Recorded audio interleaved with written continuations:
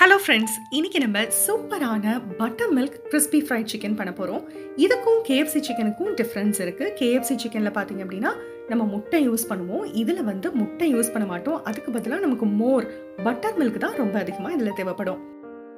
இப்போ இந்த ரெசிபியில் பார்த்தீங்கன்னா நான் வந்து ஒரு 8லேருந்து 9 சிக்கன் ட்ரம்ஸ்டிக் யூஸ் பண்ணுறேன். அதுக்கு 5 பல்லு பூண்டு, 2லேருந்து 2.5 இன்ச் அளவுக்கு இஞ்சி எடுத்துக்கலாம்.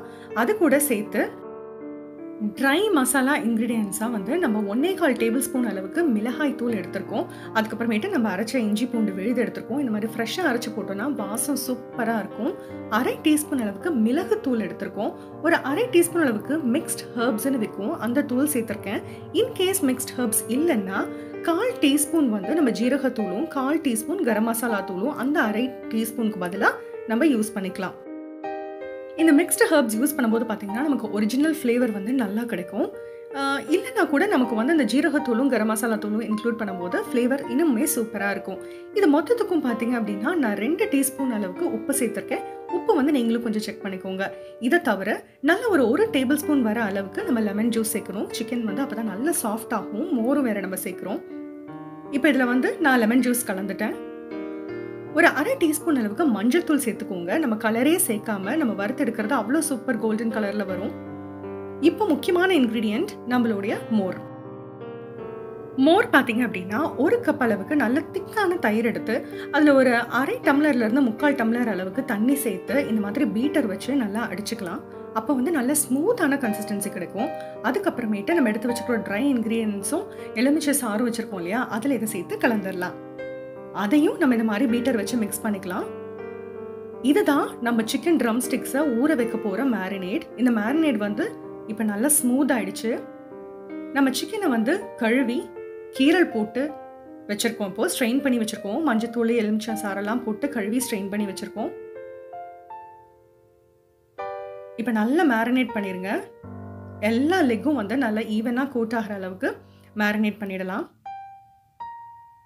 இதில் வந்து நம்ம தயிர் வந்து நல்லா சேர்க்குறோம் பார்த்தீங்களா, மோராக்கி. அதுவே வந்து சிக்கன் லெக்ஸை வந்து அவ்வளோ சாஃப்ட் ஆக்கிரும்.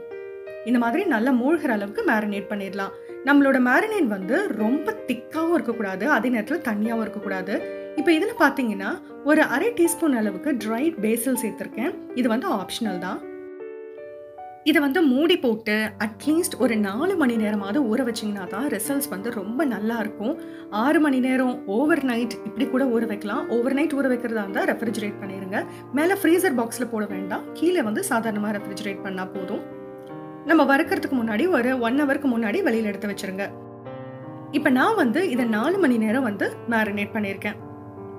இப்போ நம்ம வறுக்கிறதுக்கு கரெக்டாக ஒரு 10 நிமிஷத்துக்கு முன்னாடி நம்ம அவுட்டர் கோட்டிங் வந்து ரெடி பண்ணிக்கலாம். இதில் பார்த்தீங்கன்னா 2 கப் அளவுக்கு மைதா மாவு யூஸ் பண்ணியிருக்கேன். ஸோ 1 கப்புக்கு 1/2 டீஸ்பூன் உப்பு. ஸோ 2 கப்புன்றதுனால 1 டீஸ்பூன் அளவுக்கு உப்பு, 1 டேபிள் ஸ்பூன் அளவுக்கு மிளகாய் தூள் யூஸ் பண்ணியிருக்கோம், 1/2 டீஸ்பூன் அளவுக்கு மிளகு தூள் யூஸ் பண்ணியிருக்கோம். அப்போ தான் இந்த கோட்டிங் வந்து சப்புன்னு இல்லாமல் இந்த கோட்டிங்லேயும் ஒரு ஃப்ளேவர் இருக்கும். இப்போது இதுதான் நம்ம மேரினேட் ஆன சிக்கன் லெக்ஸு. இப்போ இதை என்ன பண்ண போகிறோம்னா ஒவ்வொன்றுத்துலேயும் நல்ல அந்த மேரினேட் கோட் ஆயிருக்கணும். அதை எடுத்து நம்ம இந்த மைதா மாவு வச்சுருக்கோம் இல்லையா, அது ஒரு பிளேட்டில் இந்த மாதிரி ஸ்ப்ரெட் பண்ணிக்கோங்க. அப்போ தான் நமக்கு வந்து ரொம்ப வசதியாக இருக்கும். நல்லா எல்லா பக்கமும் கோட் பண்ணுங்க. கோட் பண்ணும்போதே வந்து நல்லா அழுத்தி கொடுங்க. ஏன்னா இதுக்கப்புறமேட்டு இதை நம்ம வேற எந்த மிக்சர்லையும் நம்ம மிக்ஸ் பண்ண போகிறதில்ல. அந்த மேரினேட்ல இருக்கிற ஈரத்தன்மையிலே தான் இது வந்து ஒரு நல்ல கோட்டிங்காக நமக்கு ஃபார்ம் ஆகணும். இந்த மாதிரி தட்டில் அடுக்கி வச்சிருங்க. இப்பயே உங்களுக்கு எந்த அளவுக்கு லேயர்ஸ் நல்லா வந்திருக்குன்னு தெரியும். இன்னொரு விஷயம், நம்ம கடைகளில் ஆக்சுவலாக ரெஸ்டாரண்ட்ஸில் பார்க்கும்போது என்ன பண்ணுவாங்கன்னா, இந்த மைதா மாவில் கோட் பண்ணிவிட்டு மறுபடியும் ஒரு தடவை மோரில் வந்து இன்னும் தின்னான மோராக, இன்னும் டைல்யூட்டட் மோரில் முக்கி மறுபடியும் இந்த மாவில் வந்து அதை கோட் பண்ணி எடுப்பாங்க. அப்போ வந்து அவங்களுக்கு வந்து இன்னும் நல்ல 2 லேயர்ஸ் ஃபார்ம் ஆகும். பட் நம்ம வீட்டில் அந்த மாதிரி நீங்கள் வறுத்தீங்க அப்படின்னா நம்மளுடைய எண்ணெய், நம்மளுடைய ஹீட் கண்டிஷன்ஸுக்கு அது உள்ள வரைக்கும் இந்த லெக் நல்லா வேகாது. ஸோ இந்த மேரினேஷனை டைரெக்டாக எடுத்து இந்த மாதிரி மாவு கோட்டிங்கில் வறுத்து எடுக்கும் போது மட்டும்தான் நம்மளால் வீட்டில் இதை பர்ஃபெக்டான பட்டர்மில்க் கிறிஸ்பி ஃப்ரைட் சிக்கனாக உள்ளேயும் நல்லா வெந்து வெளியிலையும் கிறிஸ்பி லேயராக ரெடி பண்ண முடியும். இப்போ அடுத்தது இந்த மாதிரி நல்லா அகலமான பேன் சூஸ் பண்ணிக்கோங்க. குழியான பேன் வந்து சூஸ் பண்ணாதீங்க. நல்ல அகலமான பேனில் நல்லா எண்ணெய் நல்லா சூடானதுக்கு அப்புறமேட்டு போட்டு வறுக்கலாம். ஒவ்வொரு சைடும் நல்லா வேகிறதுக்கு டைம் கொடுத்து அதுக்கப்புறமேட்டு திருப்புங்க. அவசரப்பட்டு திருப்பணும்னா அந்த கோட்டிங் வந்து நமக்கு உடைஞ்சிரும். இந்த ஃபிஷ் ஃப்ரை பண்ணும்போதே நம்ம பார்த்துருக்கோம் இல்லையா, அந்த மாதிரி தான். ஸோ நல்லா ஒவ்வொரு பக்கமும் வேகட்டும். வேகும் போதும் பார்த்தீங்க அப்படின்னா சிம்மில் வச்சு குக் பண்ணக்கூடாது, நல்லா மீடியம் ஃப்ளேம்லேயே வச்சு குக் பண்ணுங்க. அப்போ நமக்கு ஈவன் கலர் கிடைக்கும், உள்ள வரைக்கும் கறி வந்து நல்லா வேகும்.